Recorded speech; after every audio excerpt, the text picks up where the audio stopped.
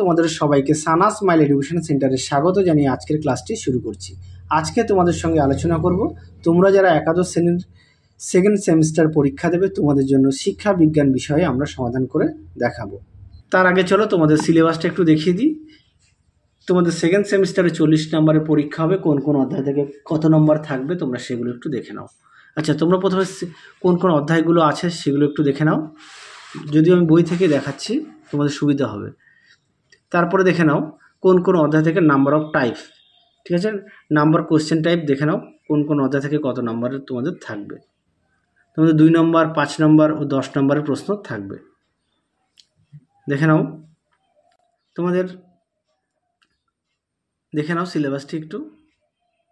তোমাদের 2 নম্বরের প্রশ্ন থাকবে 2, 4, 4, 4, 8, 2, অর্থাৎ 5টি থাকবে 2 নম্বরের প্রশ্ন। হ্যাঁ, আর 5 নম্বরের প্রশ্ন থাকবে 2টি, 10 নম্বরে থাকবে 2টি। মোট তোমাদের 40 নম্বরের সেকেন্ড সেমিস্টারের পরীক্ষায় থাকবে। তোমাদের আজকে আমরা দেখাবো শিক্ষাশ্রয়ী মনোবিজ্ঞানের অর্থ, অর্থাৎ তোমাদের শিক্ষা এবং মনোবিজ্ঞানের গ্রুপ এর, অর্থাৎ এই অধ্যায় থেকে তোমাদের আমরা গুরুত্বপূর্ণ প্রশ্নগুলো দেখাবো। দেখে নাও এই প্রশ্নটা গুরুত্বপূর্ণ প্রশ্ন। হ্যাঁ, তোমরা একটু দেখে নাও। মনোবিদ্যার আচরণ সম্পর্কীয় বিজ্ঞান আলোচনা করো। উত্তরটি তোমরা এই পর্যন্ত লিখবে। পরবর্তী প্রশ্ন দেখো, শিক্ষা মনোবিদ্যার সঙ্গে শিশু মনোবিদ্যার সম্পর্কটি লেখো।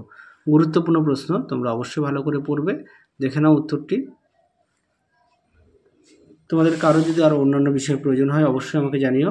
দেখে নাও পরবর্তী প্রশ্ন, জ্ঞান লাভের প্রক্রিয়া হিসেবে সংবেদনের স্বরূপ বিবৃতি করো। দেখে নাও প্রশ্ন উত্তরটি। দেখে নাও পরবর্তী প্রশ্ন, দর্শন সংবেদন সম্পর্কে চিত্রসহ সংক্ষিপ্ত টিকা লেখো। তোমাদের এই প্রশ্নগুলো দেখাচ্ছি সব প্রশ্নমান 5-এর, অর্থাৎ 5 নম্বর প্রশ্ন উত্তর দেখাচ্ছি। দেখে নাও পরবর্তী প্রশ্নটা দেখো। দেখে নাও উত্তরটি। সংবেদন ও প্রত্যক্ষের মধ্যে পার্থক্য।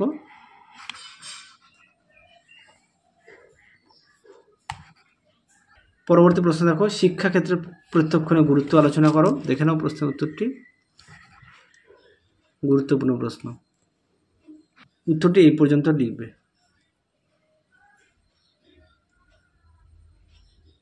পরবর্তী প্রশ্নটা দেখে নাও, সংবেদন, প্রত্যক্ষণ ও ধারণা কিভাবে সম্পর্কযুক্ত। দেখে নাও প্রশ্নের উত্তরটি। তোমাদের এখন দেখাচ্ছি প্রশ্নমান 5-এর উত্তর সহকারে দেখাচ্ছি, তোমরা অবশ্যই বাড়িতে পড়বে। দেখে নাও প্রশ্নের উত্তরটি এই পর্যন্ত। হ্যাঁ, এই পর্যন্ত লিখবে। আচ্ছা, পরবর্তী প্রশ্নটা দেখে নাও। এই প্রশ্নটা গুরুত্বপূর্ণ। দেখে নাও,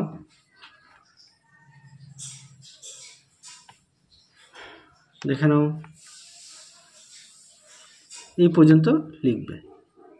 এবার আমরা দেখাবো প্রশ্নমান 2-এর, অর্থাৎ প্রশ্নমান 2-এর কোন কোন প্রশ্নগুলো গুরুত্বপূর্ণ। দেখে নাও এই প্রশ্নটা গুরুত্বপূর্ণ, মনোবিদ্যাকে বিজ্ঞান বলা হয় কেন। উত্তরটি এখান থেকে তোমরা এই পর্যন্ত লিখবে। পরবর্তী দেখো 11 দাগের প্রশ্নটা দেখো। তারপর দেখো 14 দাগের প্রশ্নটা দেখো, উত্তর এখান থেকে এই পর্যন্ত লিখবে। তারপর দেখো 16 দাগ, 18 দাগের প্রশ্নটা দেখো, এখান থেকে এই পর্যন্ত উত্তরটা লিখবে। তারপরে দেখো 21 দাগের প্রশ্ন ও তার উত্তরটা লিখবে। তারপরে দেখো 27 দাগের প্রশ্ন, তার উত্তরটা লিখবে। তারপরে দেখো 33 দাগের প্রশ্নটা দেখাও, তার উত্তরটা লিখবে। তারপরে দেখো 36 দাগ ও 37 দাগের প্রশ্ন, তার উত্তরটা দেখো। যে প্রশ্নগুলো গুরুত্বপূর্ণ সেগুলো তোমাদের দেখাচ্ছি। হ্যাঁ, তারপরে 49 দাগের প্রশ্নটা দেখো, তার উত্তরটা দেখো। তারপরে দেখো 56 দাগের প্রশ্নটা, তার উত্তরটা দেখো। পরবর্তী দেখো 63 দাগ প্রশ্ন ও তার উত্তর, এখান থেকে এই পর্যন্ত উত্তরটা লিখবে। পরবর্তী দেখো 68 দাগের প্রশ্ন, তার উত্তর, এখান থেকে এই পর্যন্ত উত্তরটা লিখবে। পরবর্তী দেখো 74 দাগের প্রশ্ন, তার উত্তর, এখান থেকে এই পর্যন্ত লিখবে। পরবর্তী দেখো 80 দাগের প্রশ্ন, শিক্ষা মনোবিদ্যার কাজ উল্লেখ করো। পরবর্তী দেখো 89 দাগের প্রশ্ন, তার উত্তর। তারপরে দেখো 91 দাগের প্রশ্ন ও তার উত্তর। পরবর্তী প্রশ্ন দেখো, জ্ঞানেন্দ্রিয় কাকে বলে। এখান থেকে এই পর্যন্ত উত্তরটা লিখবে। পরবর্তী দেখো কি আছে 110 দাগের প্রশ্নটা দেখে নাও, উত্তরটা তোমরা এখান থেকে এই পর্যন্ত লিখবে। তোমাদের আগের ভিডিওতে আমরা ইতিহাস ও রাষ্ট্রবিজ্ঞানের ভিডিও দেওয়া আছে, তোমরা যারা এখনও দেখো নি আমাদের প্লেলিস্টে গেলে পেয়ে যাবে। এবার দেখো 117 নম্বর প্রশ্ন, তারপরে দেখো 125 নম্বর প্রশ্ন, 134 নম্বর প্রশ্ন ও তার উত্তর দেখে নাও, গুরুত্বপূর্ণ প্রশ্নগুলি। পরবর্তী দেখো 137 নম্বর প্রশ্ন, তারারন্ধ্র কি, এখান থেকে এই পর্যন্ত উত্তরটা লিখবে।